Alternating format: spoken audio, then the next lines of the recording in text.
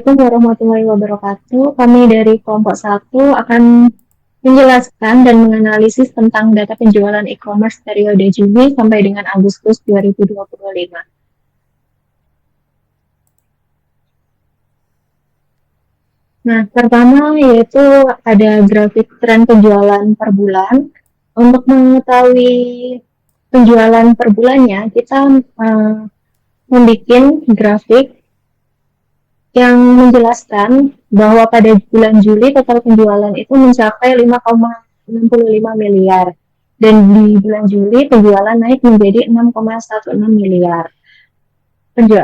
Kenaikan tersebut menunjukkan adanya peningkatan penjualan. Namun di bulan Agustus penjualan anjlok menjadi 4,27 miliar atau turun sekitar 30% dibanding bulan sebelumnya. Penurunan tersebut menunjukkan adanya beberapa faktor yang mempengaruhi total penjualan pada bulan Agustus. Jadi kami menganalisis faktor-faktor tersebut, yaitu next.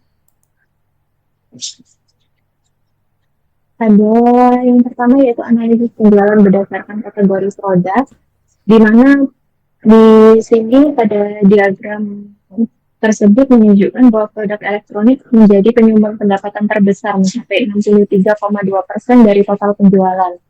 Namun kategori lainnya seperti home berkontribusi hanya 17,1%, fashion sekitar 13,4%, dan beauty hanya 6,3%. Dominasi kategori elektronik itu menunjukkan bahwa perusahaan masih sangat bergantung pada satu jenis produk, sehingga apabila penjualan elektronik melemah, maka total penjualan perusahaan otomatis akan ikut berdampak secara signifikan. Selanjutnya,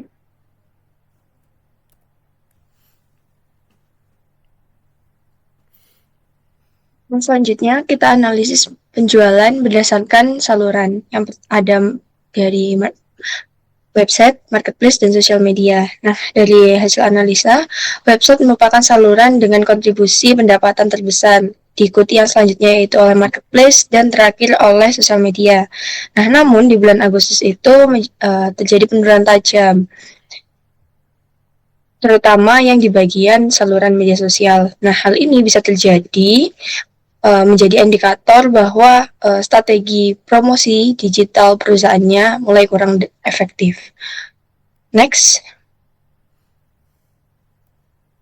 Yang selanjutnya yaitu kita analisis dari perbandingan pelanggan berdasarkan usia dan jenis kelamin. Nah, melalui tabel yang telah kita analisis, dapat dilihat dari hasil visualisasi data ini, kita dapat melihat perbandingan jumlah pelanggan pria dan wanita di berbagai kelompok usia.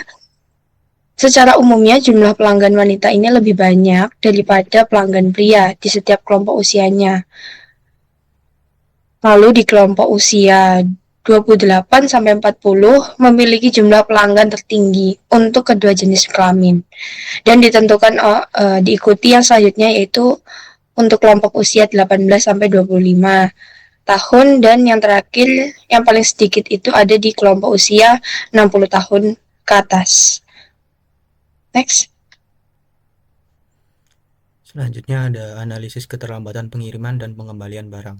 Pada grafik rata-rata keterlambatan pengiriman bulan Juni sampai Agustus 2025, pada bulan Juni rata-rata keterlambatan berada di 1,5 hari, naik sedikit sekitar 2,20% di bulan Juli menjadi 1,54 hari. Namun yang paling signifikan adalah di bulan Agustus, keterlambatan pengiriman meningkat tajam menjadi 2,5 hari atau naik 62% dibanding bulan sebelumnya. Lonjakan signifikan di bulan Agustus menunjukkan adanya masalah dalam proses logistik yang berpotensi menurunkan kepuasan pelanggan dan berdampak langsung terhadap performa penjualan. Selanjutnya ada grafik pengembalian pesanan Juni sampai Agustus 2025. Pada bulan Juni, tingkat pengembalian pesanan berada di 2,01%, sempat turun menjadi 1,77% di bulan Juli, namun pada bulan Agustus pengembalian barang meningkat hingga 2,84%. Peningkatan pengembalian barang ini menunjukkan adanya masalah terkait kualitas produk, ketidaksesuaian atau kendala layanan yang memicu pelanggan melakukan retur. Selain menurunkan kepuasan pelanggan, tingginya tingkat pengembalian ini juga menambah beban biaya operasional dan berisiko menekan pendapatan perusahaan. Selanjutnya, perbandingan penjualan ketika periode promosi saat hari kajian dengan hari biasa.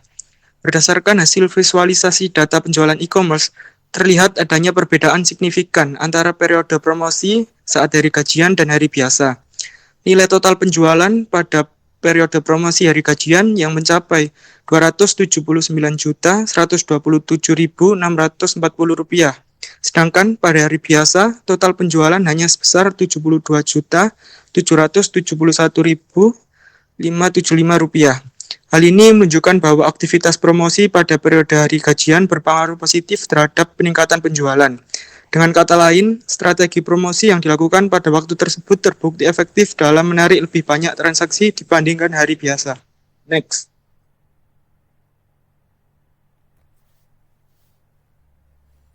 Baik, yang selanjutnya adalah hasil diagnostik dari semua analisis yang telah kami lakukan melalui faktor-faktor yang telah kami tentukan. Nah, berdasarkan hasil analisis data penjualan periode Juni hingga Agustus 2025, diketahui bahwa bulan dengan kinerja terbaik itu terjadi pada bulan Juni, sedangkan bulan dengan kinerja terendah terjadi pada bulan Agustus. Nah, penurunan ini menunjukkan adanya pergeseran perilaku pelanggan dan tantangan operasional yang berdampak pada performa bisnis secara keseluruhan. Selain itu, jumlah pelanggan muda mengalami penurunan dari bulan Juni ke bulan Agustus, yang mengindikasikan menurunnya daya tarik promosi atau produk terhadap segmen pelanggan muda yang biasanya menjadi kontributor penting dalam transaksi e-commerce. Nah, dari sisi saluran penjualan, saluran marketplace menunjukkan tren penurunan kinerja setiap bulannya, yang dapat disebabkan oleh meningkatnya persaingan antar platform atau strategi promosi yang mungkin kurang efektif di kanal tersebut. Nah, lebih lanjutnya, tingkat pengembalian produk meningkat dari bulan Juli ke Agustus, menunjukkan adanya potensi masalah kualitas produk atau ketidaksesuaian ekspektasi pelanggan. Nah, di sisi lain ada juga keterlambatan pengiriman, juga semakin sering terjadi setiap bulannya, yang berpotensi menurunkan kepuasan pelanggan atau memperburuk loyalitas terhadap platform. Nah, kombinasi faktor-faktor ini secara keseluruhan menjadi penyebab utama penurunan kinerja penjualan di bulan Agustus. Next.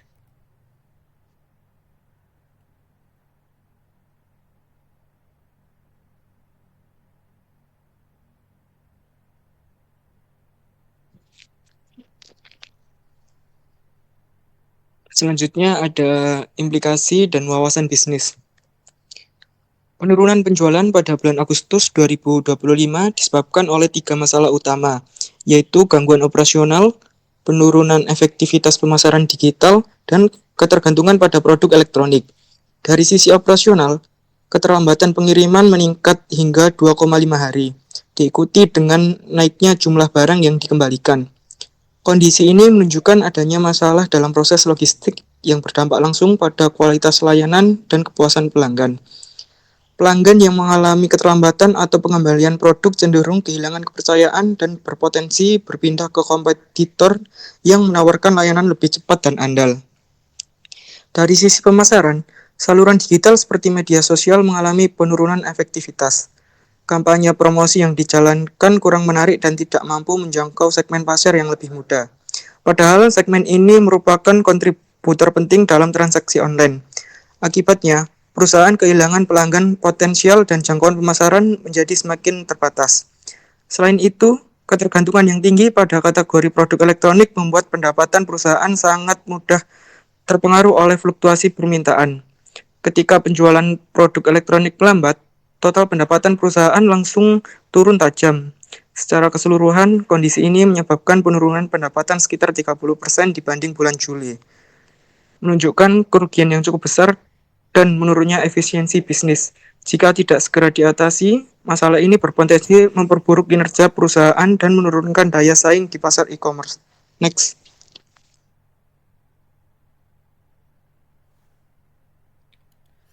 Selanjutnya ada kesimpulan dan pesan utama. Secara keseluruhan, analisis data menunjukkan bahwa penurunan penjualan e-commerce pada Agustus 2025 terjadi karena 3 faktor utama.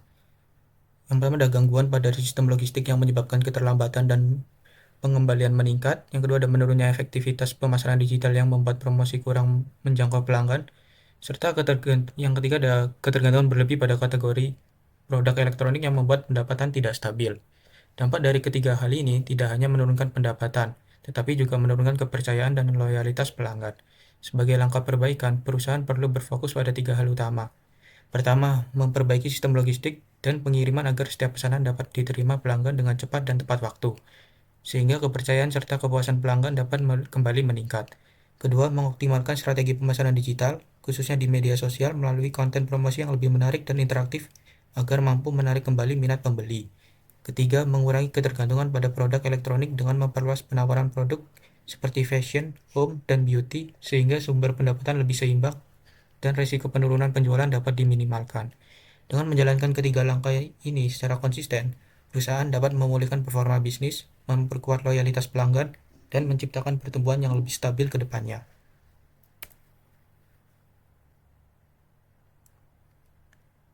Sekian dari kelompok kami, kurang lebihnya mohon maaf. Wassalamualaikum warahmatullahi wabarakatuh.